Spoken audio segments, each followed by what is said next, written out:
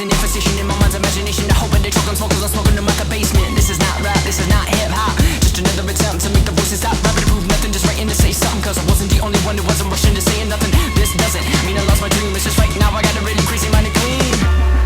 Gangsters don't cry, therefore I'm Mr. Misty Eye, therefore I'm. Can you save my every dirty soul? Can you save my every dirty soul? For me. Can you save my every dirty soul? For me. Can you save my every dirty soul? Nah, I didn't understand the thing you said. If I didn't know better, I guess you're already dead. Mine is zombies walking around, but it ain't been a hunch. Saying stuff like, you only live once. You got one time to figure it out. One time to twist and one time to shout. One time to think and I say we start now. Sing it with me if you know what I'm talking about. Gangsters don't cry, therefore I'm Mr. Misty Eye, therefore I'm.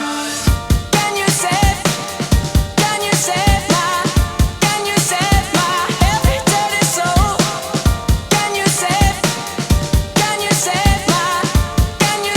my every dirty soul?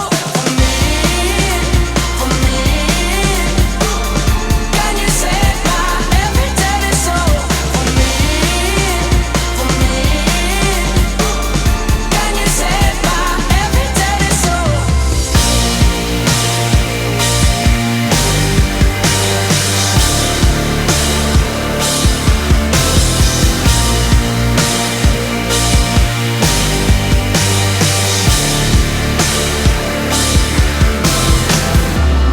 Death inspires me like a dog inspires a rabbit. Death inspires me like a dog inspires a rabbit. Can you save my every dirty soul? Can you save my every dirty soul? For me. Can you save my every dirty soul? For me. Can you save my every dirty soul?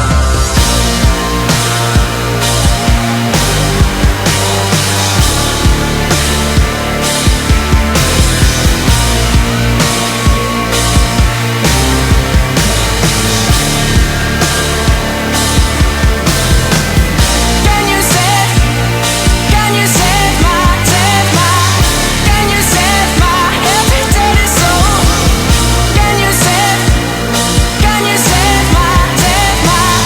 Can you save my every dirty soul?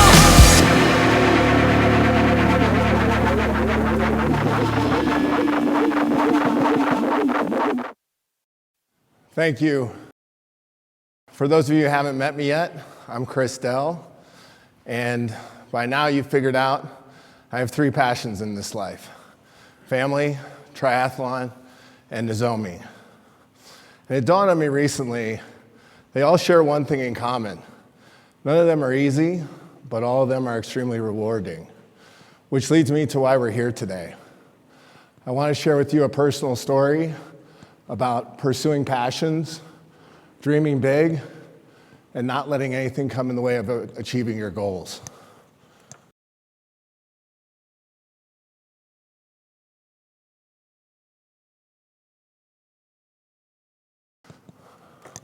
So this picture is from my first Ironman, Wisconsin 2012. I crossed the finish line in 13 hours and 51 minutes. Now that's an average time for an endurance athlete, average at best. You see, I trained just enough to get by, just enough to finish the race. And I finished, but it wasn't pretty. My legs cramped so severely on that run, I had to walk nearly a third of that marathon, 7 or 8 miles. And my times were getting worse from there. My next 2 races, Mount Tremont, 14:15, Lake Placid, 14:46. Now, don't get me wrong. Finishing an Ironman is an achievement in and of itself. However, the way that I look at it, by my standards, finishing a race is the same as meeting your quota. It's just the minimum requirements. So my point is this. My times are going in the wrong direction. I wanted to up my game. I was tired of mediocrity. So I set a big, crazy goal. I wanted to shave 51 minutes off my personal time, my personal record. Now, a lot of people thought that was outlandish, but I was committed to it. Now, I knew I didn't know enough to do this on my own, so I hired a professional coach and joined a training team. What I didn't know is the diagnosis around the corner. So the first 2 months of my training program was largely independent-based conditioning. Month 3, I met up with my team and my coach for a training camp. We went out for a run. Inside of the first 10 seconds, my coach stopped me. Said, hey, what's wrong with your right leg? Why is there a hitch in your running gait? And I tried dodging the question. He wouldn't let me off the hook. If you knew my coach, Scott, he doesn't let anything go. He started peppering me with questions. Are you sore? Are you tight? Are you injured? Are you recovering from an injury? Ultimately, he forced me to face up and own the reality and admit I wasn't just having a problem with my right leg. It was the entire right side of my body. And so Scott said, there's something not right. You're a young guy. You need to go see a neurologist immediately. Your camp is over. Let me tell you something. When you're sitting in the waiting room of a neurology center, your mind wanders to really scary places. You think about ALS, you think about brain tumors, and the truth is, I knew for some time there wasn't something right. I was just too afraid to face it. It took my coach to call me out for me to ultimately set in motion what I knew I needed to do for some time. So after a series of tests, thankfully it was not ALS, it wasn't cancer, but I was diagnosed with the same disease these gentlemen have, which is Parkinson's. Now, Parkinson's is not life-threatening, at least not in the way ALS is, or cancer can be, but it is very life-altering, as it will drastically affect my mobility over time. Explained why there was a hitch in my running gait, explained why my right arm can't pull nearly as much water as my left arm. They call it a progressive neurological disease. The word progressive is nothing more than a euphemism. It's a nice way of saying my condition will never improve, it will only get worse in time, there's no cure for Parkinson's, there's no medication that will stop or slow the progression of the disease. But my doctor went on to tell me that there is one thing that is clinically proven to mitigate the severity of the symptoms, and that's rigorous daily exercise. So he proceeded to ask me a question. And this question brought on my first smile of the day, and it brought on something more important. It brought on hope, because I know I can do this. I do this. So when he asked me this question, I literally jumped out of my chair. I said, yes, I can do that. I'm training for my 4th Ironman, and I'm still going to get my best time, and I'm not going to let this disease stop me. So the silver lining of my diagnosis is that my passion for triathlon serves me well. But the reality is, that big crazy goal that I set just got a hell of a lot crazier. Because now I'm trying to race faster with a disease that makes you slower. This massive neurological obstacle set right in front of my path is threatening to put everything at risk. There's a long list of Parkinson's symptoms, and this isn't even all of them. But thankfully, no Parkinson's patient experiences everything.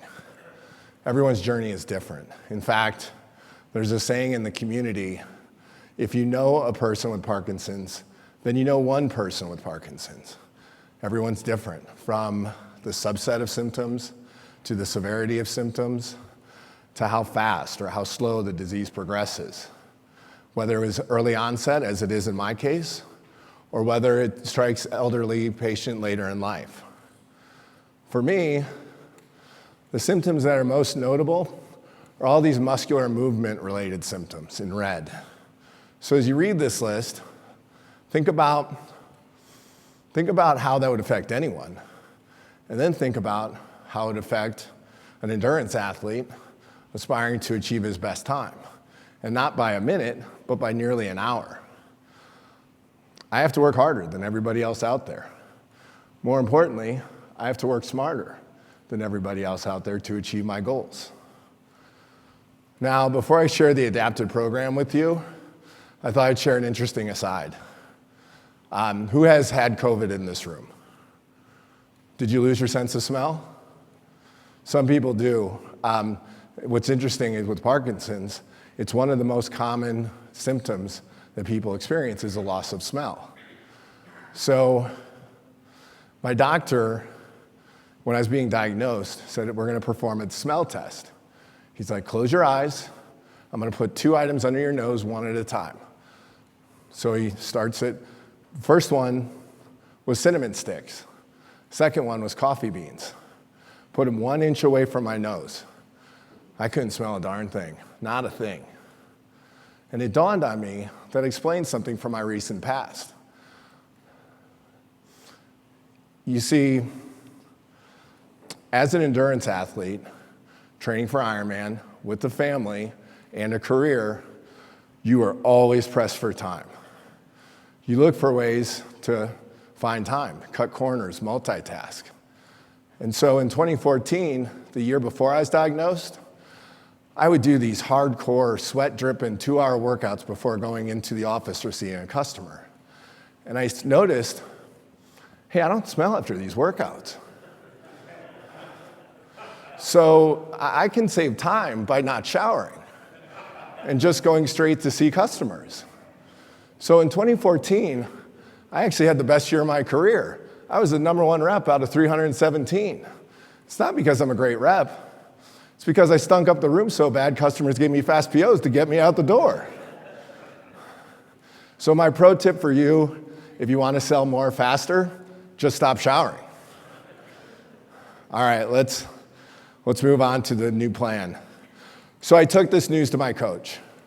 Together, we sat down with my neurologist, a nutritionist, and a mobility physical therapist.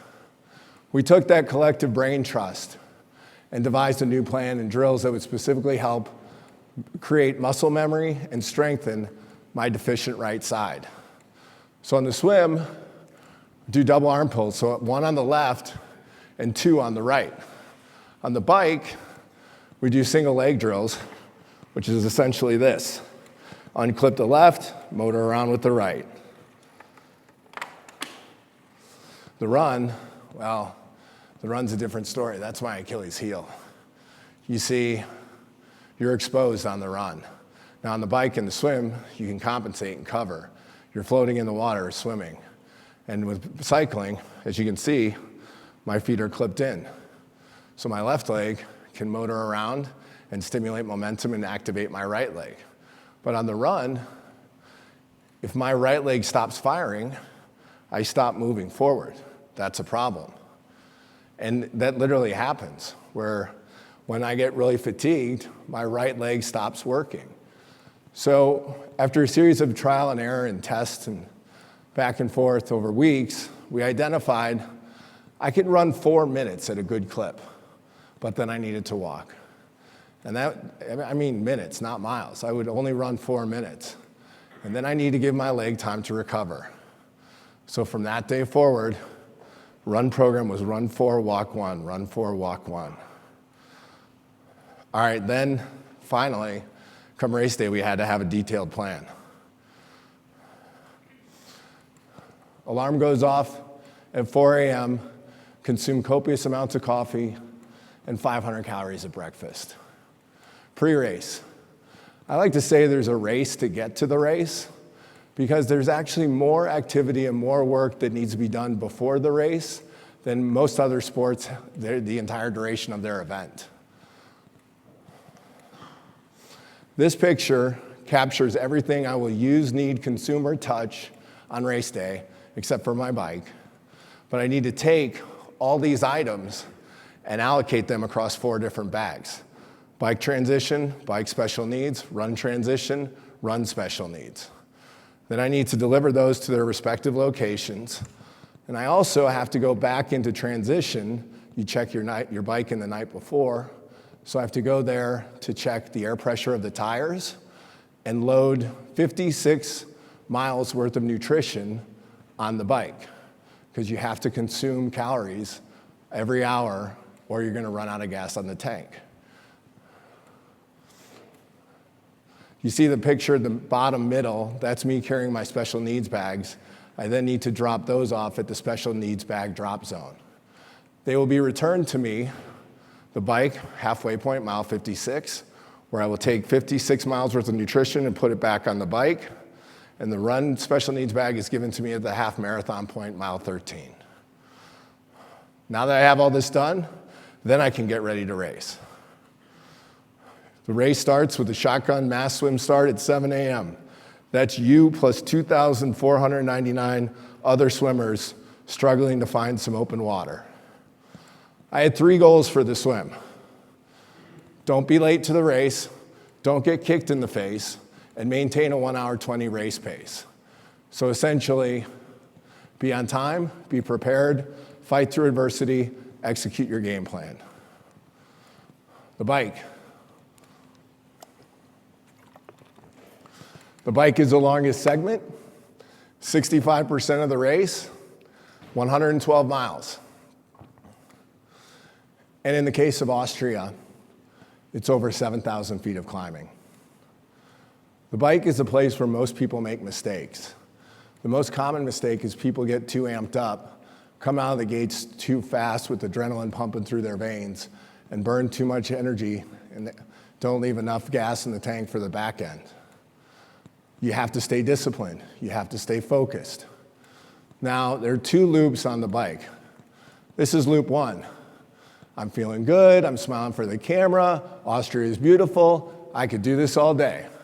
By comparison, loop 2, this sucks, get me off this damn bike, get the camera out of my face, and I have 0 interest in running a marathon. Now, if you remember, I had 3 goals for the swim. I had like 8 or 9 for the bike. First, 6.5 hour time frame or less. Cadence target, 87 RPMs. Power target, 180 watts. Nutrition targets. I have to take 2 salt pills every 17 minutes. Not 17 miles, 17 minutes. And that's because another symptom of Parkinson's is that you have a higher saline content in your sweat. So when you sweat, first you sweat heavier, more fluids, but you also lose electrolytes 5 to 6 times faster than average everyday people. I have to compensate that with the salt pills. I took 87 salt pills that day. I also have to consume 400 calories of food per hour and 24 ounces of water per hour.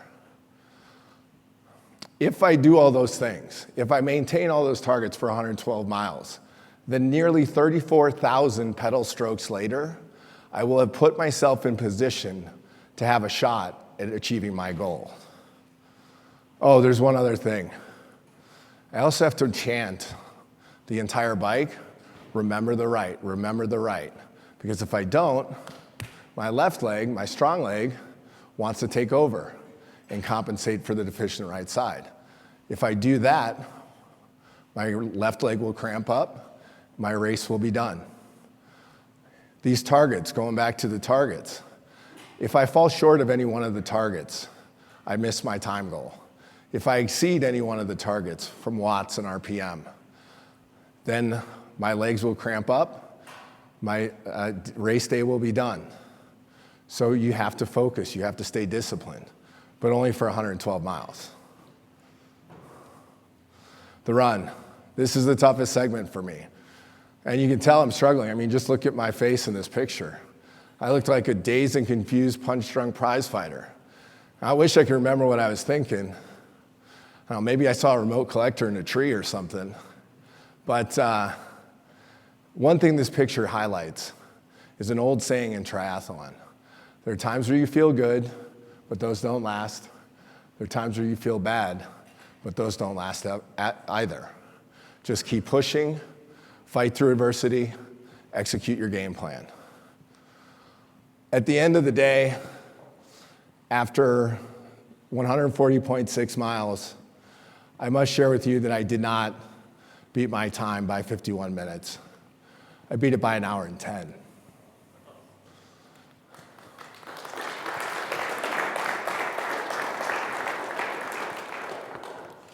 So why am I telling you this story? It's not for your admiration, and it's definitely not for your sympathy.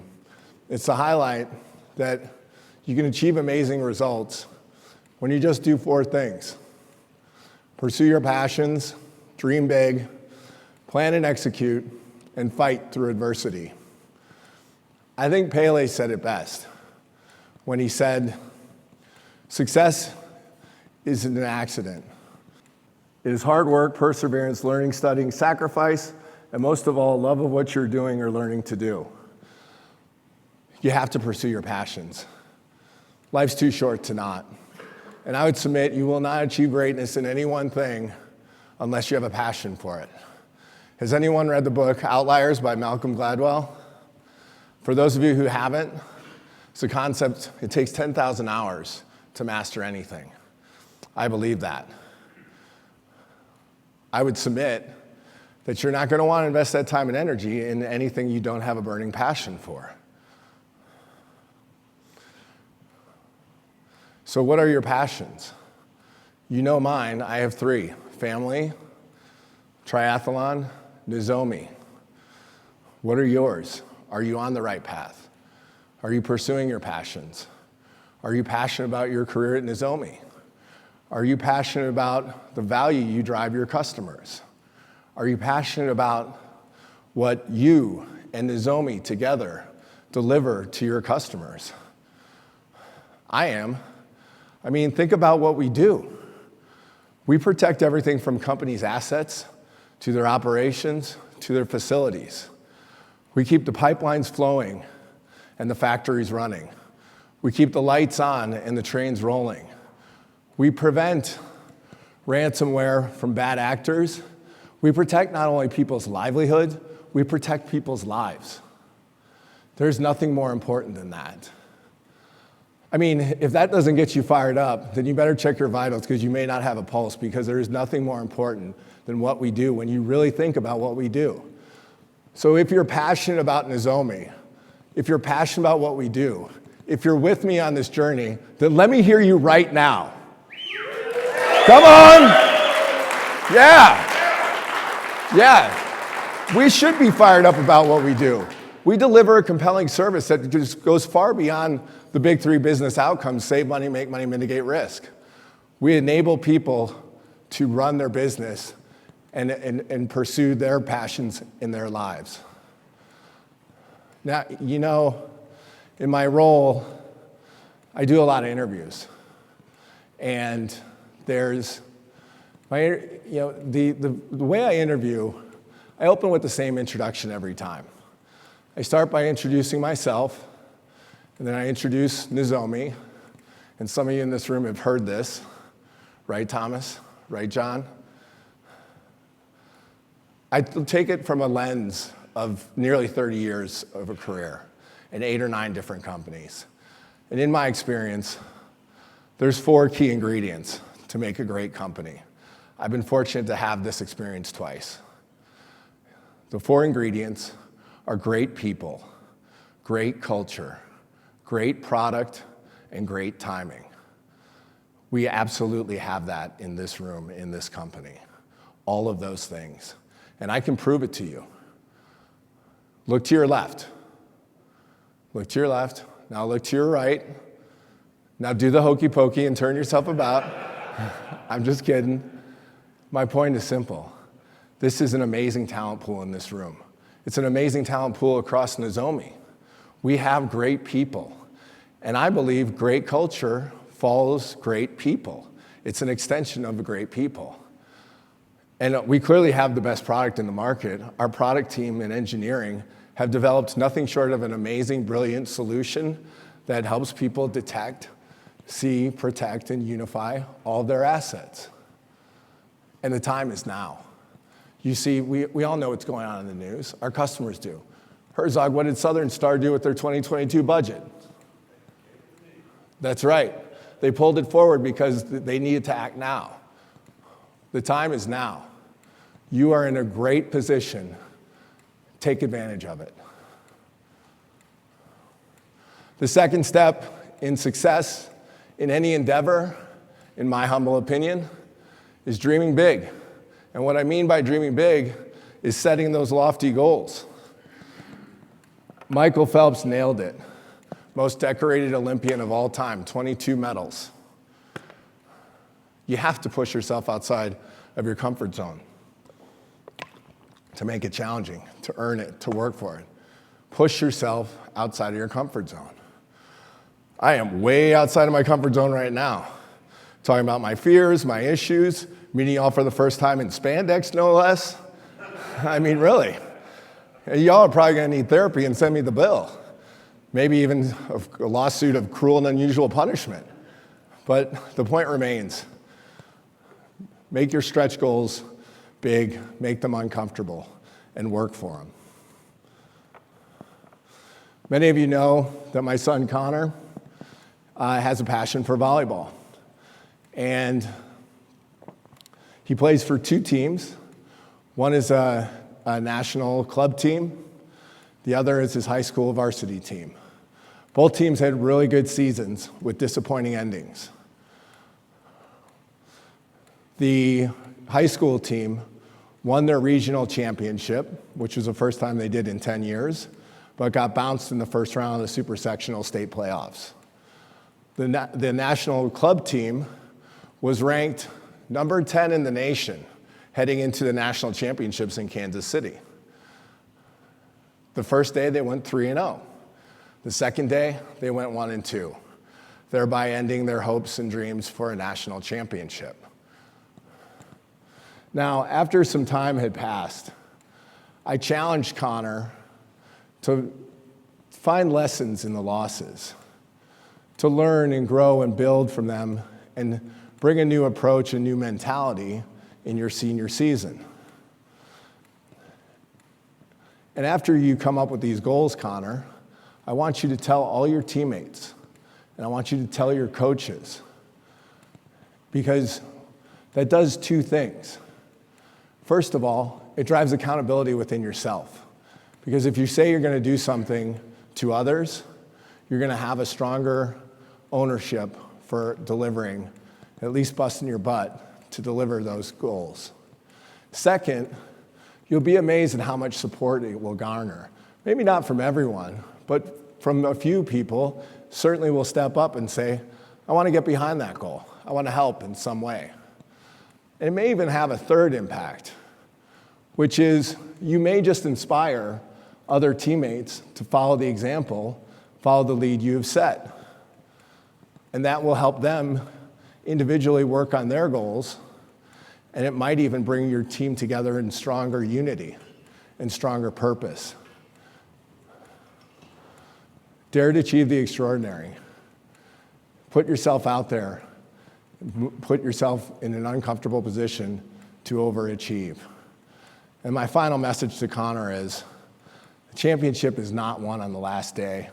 It's not won on the last play, or in our case, the last day of the quarter or the fiscal year. It's won today. It's won what you do today.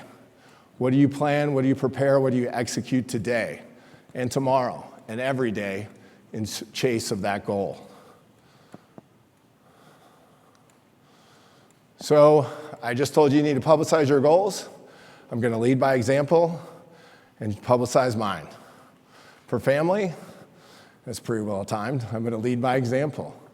And the sport of triathlon has provided me a wonderful platform to do just that. Instead of telling my kids, you should pursue your passions, they see me chase mine.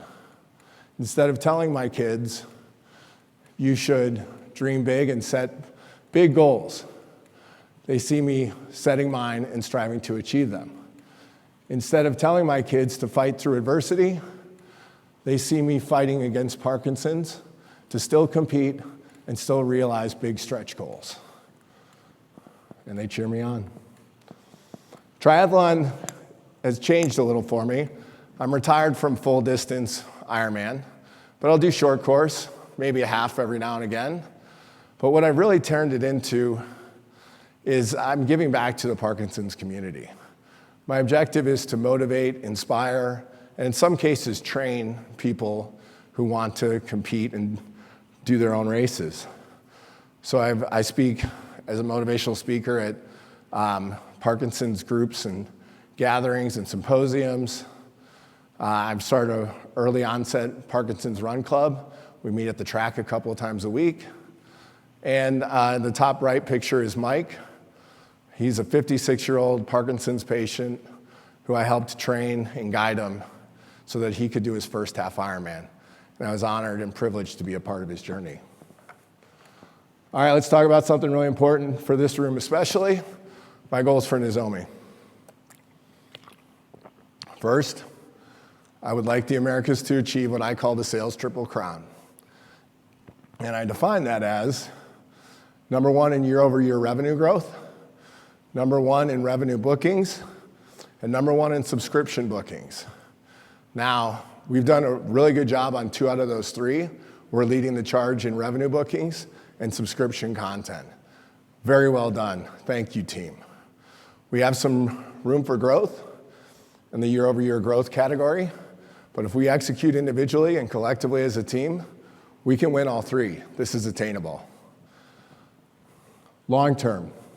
The short-term and mid-term goal is, just as I am training Parkinson's athletes to achieve their individual goals, I want to train, empower, share best practices, do whatever I can to take an already exceptionally talented pool of individuals, maybe give them a little more, maybe help them a little bit. So I'm committed to your success too. And then long term, I think we probably all share this in common, but I want to see the Americas deliver maximum contribution to yield a maximum valuation. Planning and preparation are key. I'm not going to read the Tom Brady quote. Matt or Brian will do that for you all day. But you don't just wake up one morning and say, I think I'll do an Ironman today. No, it takes months of daily planning and execution. You can't skip a workout.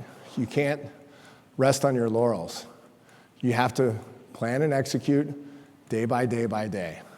Same holds true with enterprise sales, especially in the OT space. You don't just wake up and say, I'm going to close $1 million deal today. You have to plan and execute day by day for months to put yourself in a position to have a chance to win.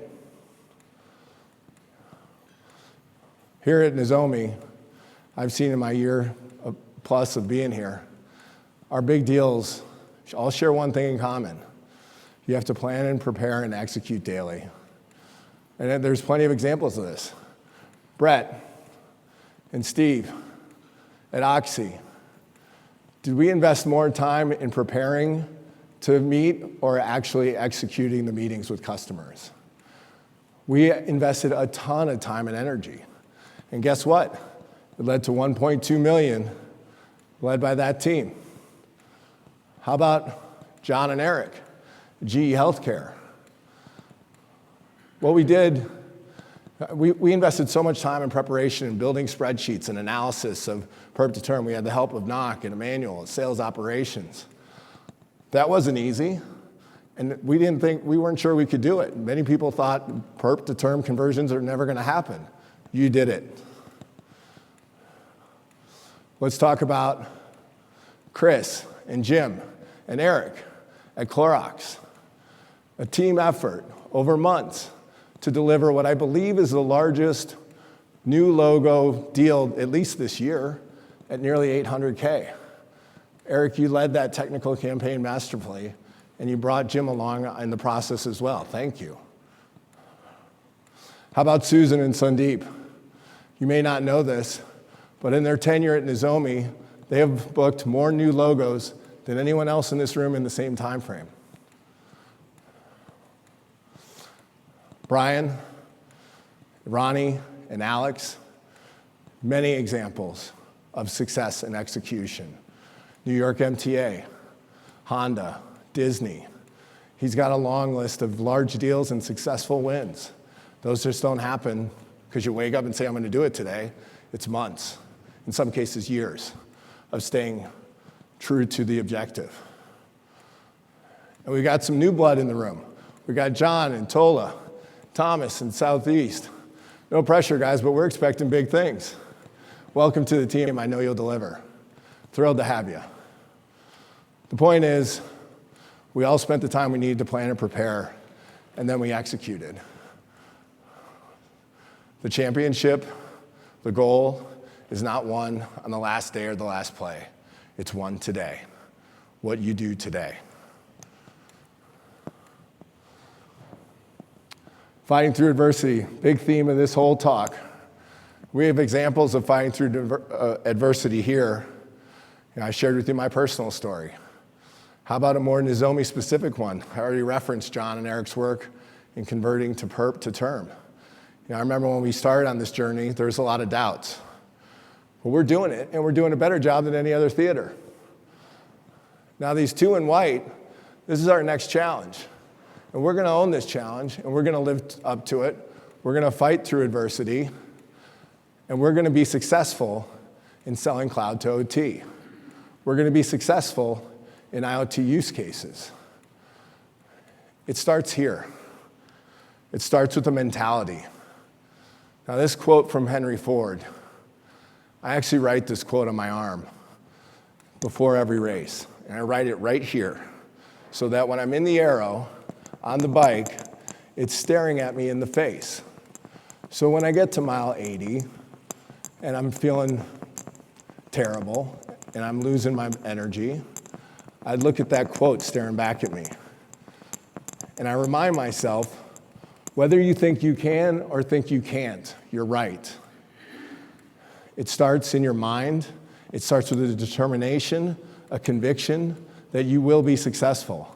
And I've never once exited a race on the bike and always finished.